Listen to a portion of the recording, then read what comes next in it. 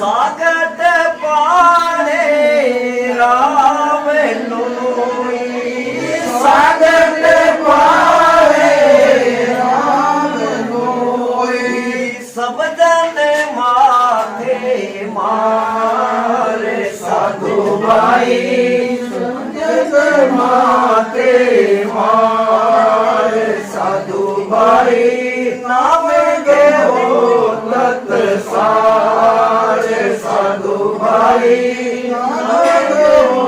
तत आने उपासी आत्म जोई, आने उपासी आत्म जोई, ताको साधु भाई, ताको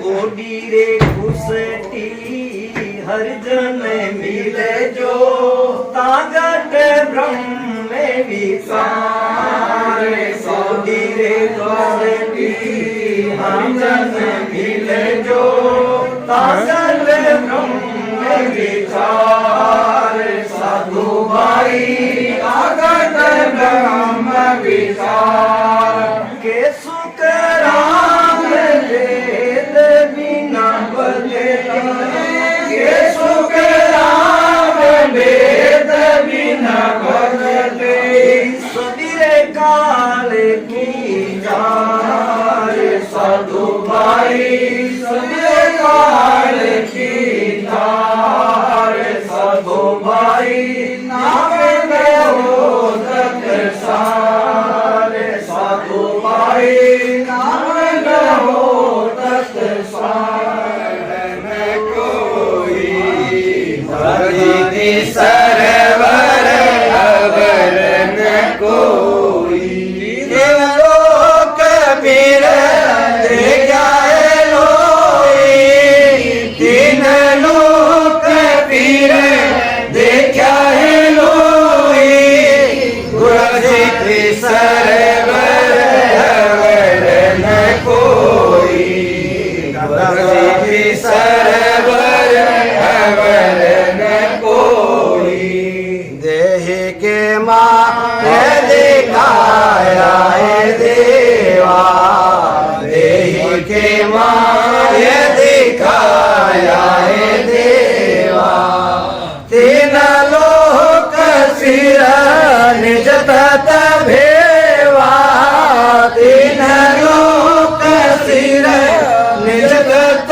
भेवा, गुरु जी की सरवर अवर न कोई, गुरु जी की सरवर अवर न कोई, बिना कर पावगे घन सिर आया, बिना सिर पावगे घन सिर आया, बिना हरि दर्शन पाया, बिना हरि दर्शन पाया, गुरु जी की सरवर अवर न कोई, गुरु जी सरवर अवर न कोई, आप ही जोत उजाला है माई,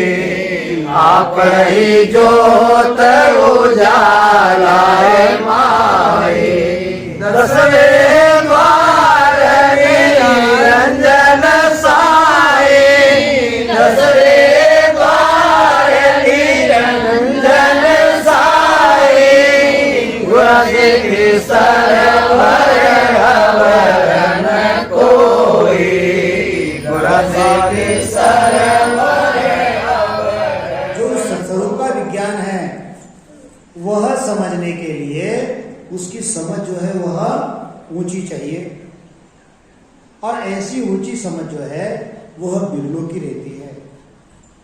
ये संत उस सत्स्वरूप को, उस परमात्मा को, उस साहिब को छोड़कर अन्य किसी की थोड़ी भी भक्ति नहीं करते।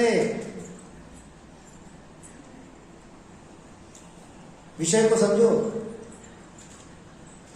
परमात्मा की भक्ति छोड़कर अगर हम थोड़ा भी इधर उधर कुछ करते हैं तो समझो अभी तक हमको वह समझ नहीं आई। अमर लोक के संतों की ज्ञान की जो समझ है वो हमको नहीं आई। भक्ति तो हम कर रहे हैं, हम राम राम भी कर रहे हैं, हम सत्संग में भी आ रहे हैं, लेकिन अमर लोक के संतों की ज्ञान की गम जो है, जो भारी है, वो समझने की ऊंची समझ जो है हमको अभी तक वह नहीं आई। हा? गुरु महाराज और आगे समझाते हैं, सर्वगुण मात पिता पण निरगुण हंसारो कुल होई। ओ संतो हंसारो कुल होई। जब लगतात परोजन उण से, जब लगतात परोजन उण से, निरभय मत नहीं कोई। ओ संतो ज्ञान अर्थ गम भारी। जब तक सगुण माता और निर्गुण पिता, यानी सगुण माया की भक्ति, निर्गुण ब्रह्म की भक्ति, यह तो क्या है, यह माया ब्रह्म जो है हंसारो कुल होई।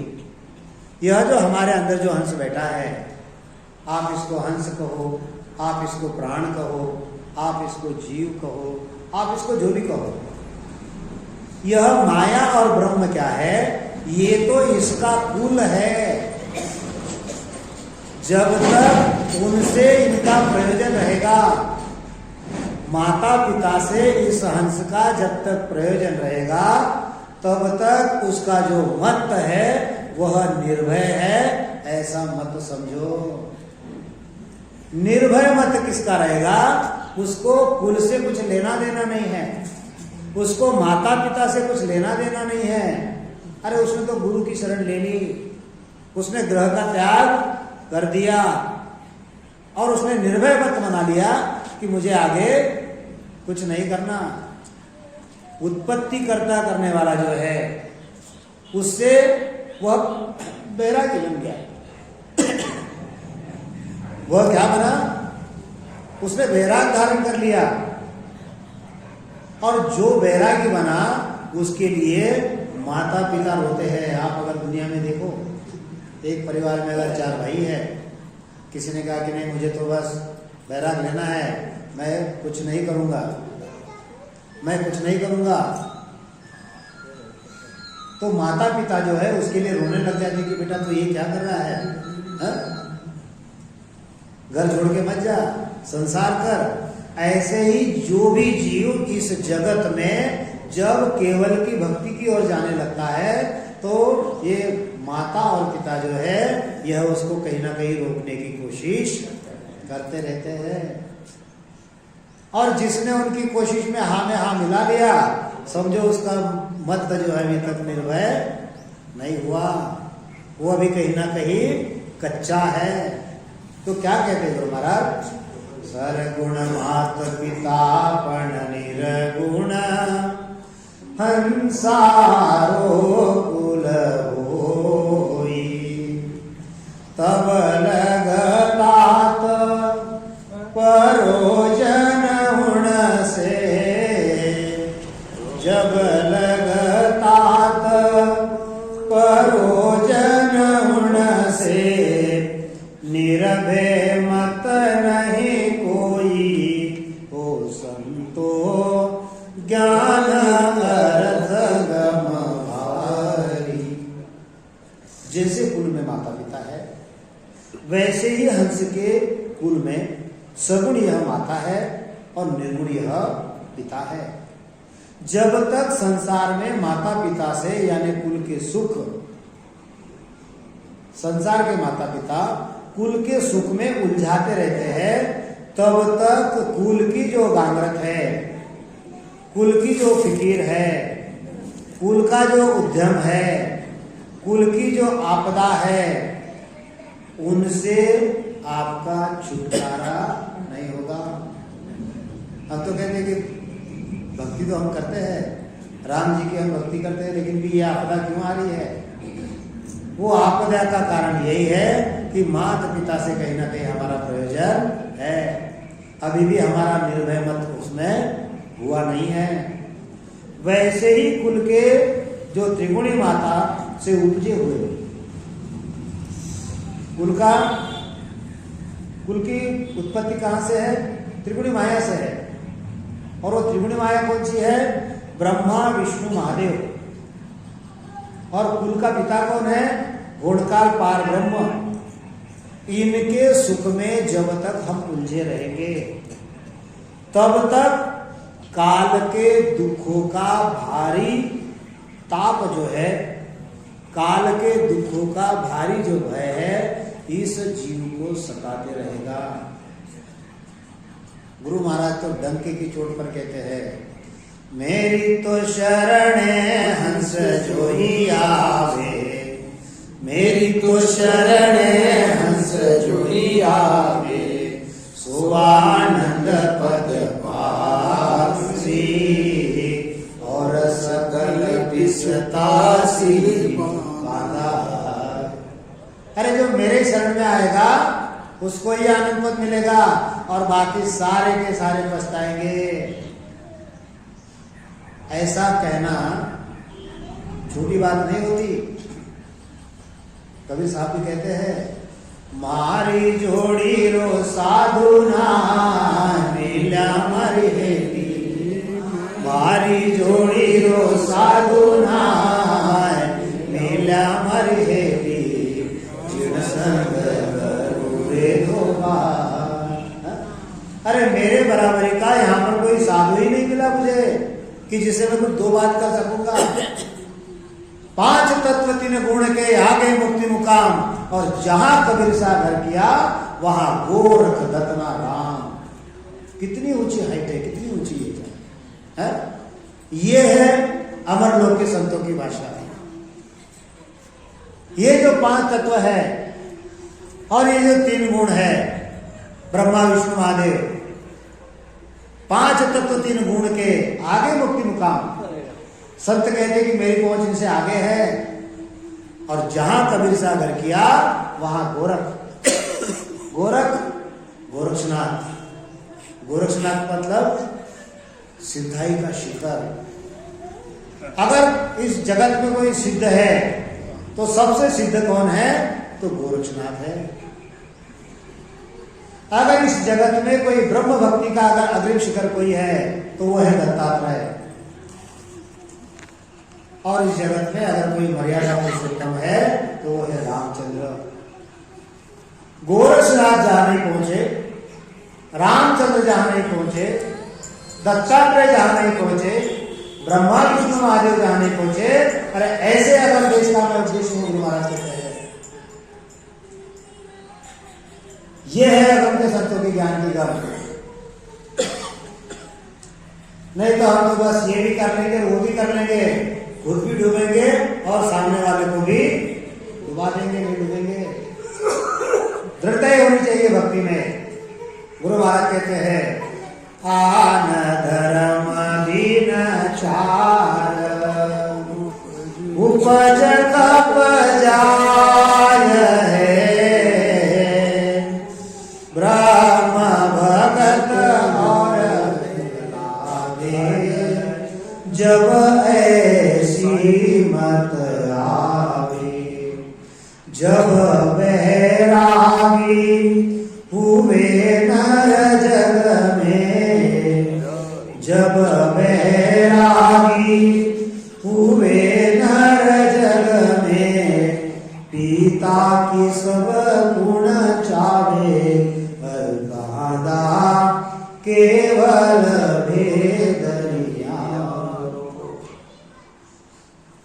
आदि सदगुरु, सर्वात्माओं के सदगुरु, सर्व सृष्टि के सदगुरु सदगुरु सुखराम जी महाराज समझाते हैं कि जैसे जगत में वेद का वैराग्य ज्ञान समझने के ऊपर, इस जगत में वेदों का ज्ञान है, वेदों का ज्ञान जिसने समझ लिया वो क्या करता है, वो वैरागी बन जाता है, क्योंकि उसको समझ गया घर में जो माता पिता है उनसे मेरा उद्धार होने वाला नहीं, जो गुरु है वो मेरा उद्धार कर देंगे। ये जिसको समझ गया वो क्या करता है, वो अपना घर बार छोड़ देता है, माता पिता को छोड़ देता है और गुरु के शरण में चले जाता है। यही करता है। ऐसे ही